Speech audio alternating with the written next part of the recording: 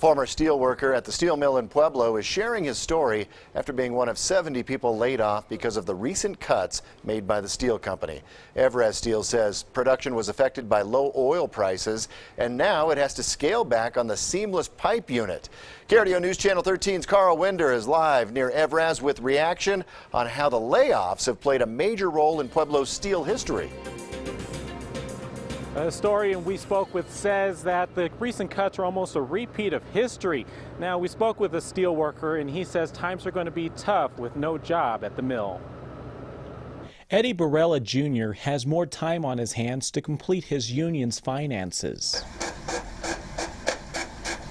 That's because he's one of 70 people who were laid off at Evraz. I was shocked because, we've been struggling for the last few months trying to run.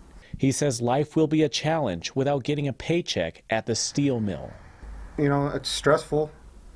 Obviously you got to make ends meet financially and everything like that. The steel mill has had a history of layoffs that go back to the Colorado fuel and iron days.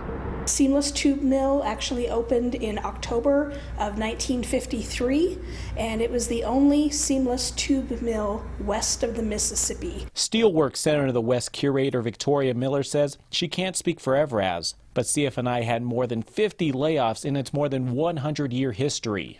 If they don't have any need for a product, of course they're not going to buy it, and then there's no need to make the product if nobody is going to buy them. As for Barella, he says all he can do is wait for unemployment to kick in and hope he will have his job back soon.